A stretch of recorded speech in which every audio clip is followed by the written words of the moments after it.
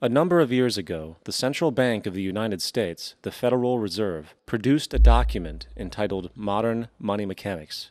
This publication detailed the institutionalized practice of money creation as utilized by the Federal Reserve and the web of global commercial banks it supports. On the opening page, the document states its objective.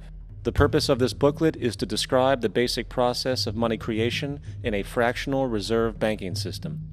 It then proceeds to describe this fractional reserve process through various banking terminology, a translation of which goes something like this. The United States government decides it needs some money, so it calls up the Federal Reserve and requests, say, $10 billion. The Fed replies, saying, sure, we'll buy $10 billion in government bonds from you. So the government takes some pieces of paper, paints some official-looking designs on them, and calls them Treasury bonds. Then it puts a value on these bonds to the sum of $10 billion and sends them over to the Fed. In turn, the people at the Fed draw up a bunch of impressive pieces of paper themselves, only this time calling them Federal Reserve notes, also designating a value of $10 billion to the set. The Fed then takes these notes and trades them for the bonds.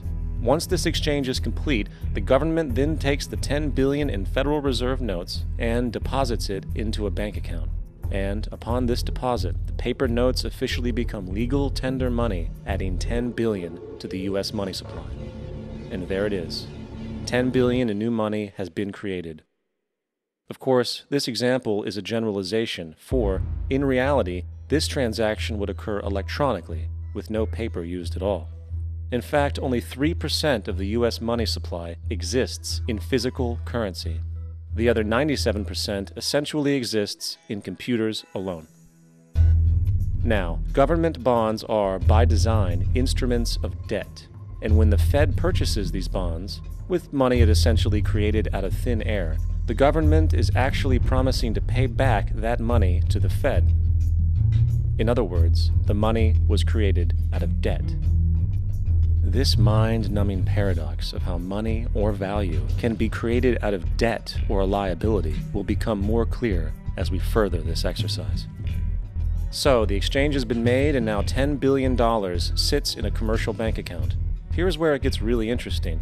For as based on the fractional reserve practice, that $10 billion deposit instantly becomes part of the bank's reserves, just as all deposits do. And regarding reserve requirements, as stated in modern money mechanics, a bank must maintain legally required reserves equal to a prescribed percentage of its deposits. It then quantifies this by stating, under current regulations, the reserve requirement against most transaction accounts is 10%. This means that with a $10 billion deposit, 10% or $1 billion is held as the required reserve, while the other $9 billion is considered an excessive reserve and can be used as the basis for new loans. Now, it is logical to assume that this $9 billion is literally coming out of the existing $10 billion deposit. However, this is actually not the case. What really happens is that the $9 billion is simply created out of thin air on top of the existing $10 billion deposit. This is how the money supply is expanded. As stated in modern money mechanics, of course they, the banks, do not really pay out loans from the money they receive as deposits. If they did this, no additional money would be created. What they do when they make loans is to accept promissory notes, loan contracts, in exchange for credits, money, to the borrower's transaction accounts. In other words, the $9 billion can be created out of nothing simply because there is a demand for such a loan and that there is a $10 billion deposit to satisfy the reserve requirements. Now, let's assume that somebody walks into this bank and borrows the newly available $9 billion.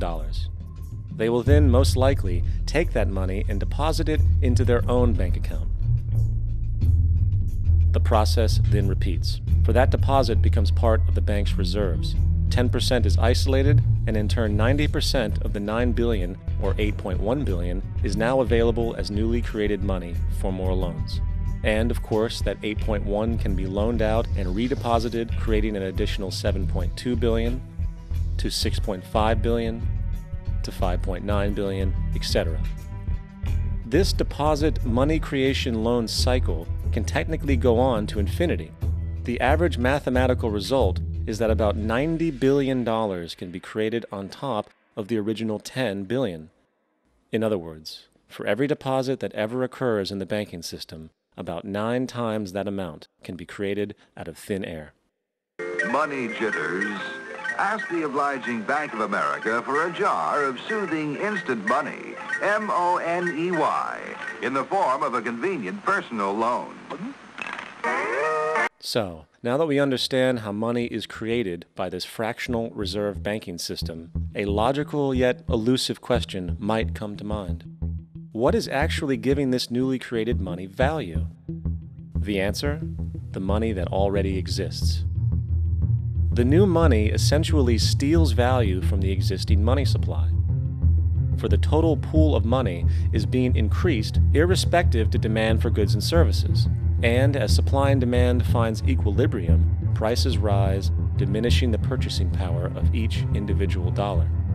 This is generally referred to as inflation, and inflation is essentially a hidden tax on the public. What is the advice that you generally get? And that is inflate the currency. They don't say debase the currency. They don't say devalue the currency. They don't say cheat the people who are saved.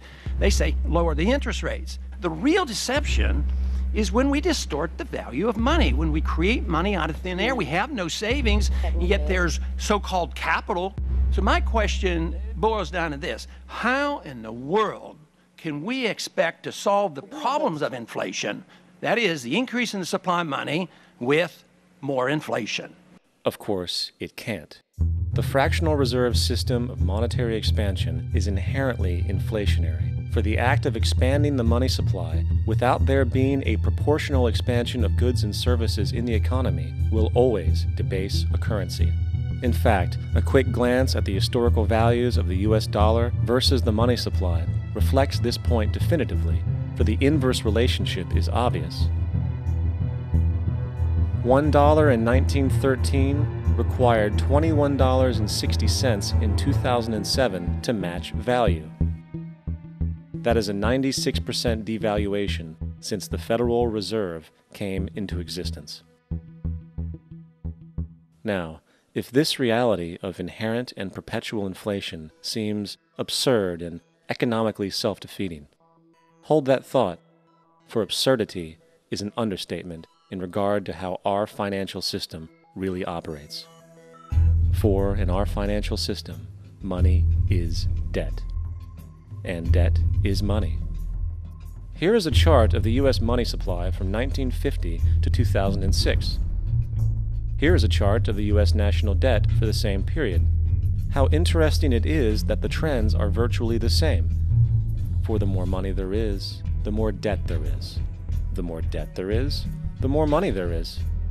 To put it a different way, every single dollar in your wallet is owed to somebody by somebody. For remember, the only way the money can come into existence is from loans. Therefore, if everyone in the country were able to pay off all debts, including the government, there would not be $1 in circulation.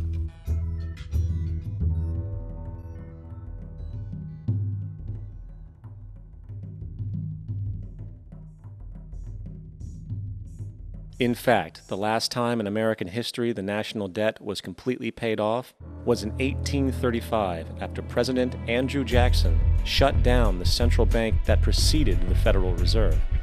In fact, Jackson's entire political platform essentially revolved around his commitment to shut down the central bank, stating at one point, "The bold efforts the present bank has made to control the government are but premonitions of the fate that awaits the American people should they be deluded into a perpetuation of this institution or the establishment of another like it." Unfortunately, his message was short-lived, and the international bankers succeeded to install another central bank in 1913, the Federal Reserve. And as long as this institution exists, perpetual debt is guaranteed. Now, so far we have discussed the reality that money is created out of debt, through loans. These loans are based on a bank's reserves, and reserves are derived from deposits. And through this fractional reserve system, any one deposit can create 9 times its original value, in turn debasing the existing money supply, raising prices in society. And since all this money is created out of debt and circulated randomly through commerce, people become detached from their original debt, and a disequilibrium exists where people are forced to compete for labor in order to pool enough money out of the money supply to cover their costs of living. As dysfunctional and backwards as all of this might seem, there is still one thing we have omitted from this equation. And it is this element of the structure which reveals the truly fraudulent nature of the system itself: the application of interest. When the government borrows money from the Fed, or when a person borrows money from a bank, it almost always has to be paid back with accrued interest. In other words, almost every single dollar that exists must be eventually returned to a bank with interest paid as well. But if all money is borrowed from the central bank and is expanded by commercial banks through loans, only what would be referred to as the principal is being created in the money supply. So then, where is the money to cover all of the interest that is charged? Nowhere. It doesn't exist. The ramifications of this are staggering, for the amount of money owed back to the banks will always exceed the amount of money that is available in circulation. This is why inflation is a constant in the economy, for new money is always needed to help cover the perpetual deficit built into the system, caused by the need to pay the interest.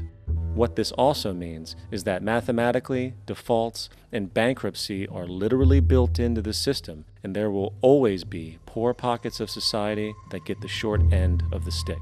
An analogy would be a game of musical chairs, for once the music stops, somebody is left out to dry.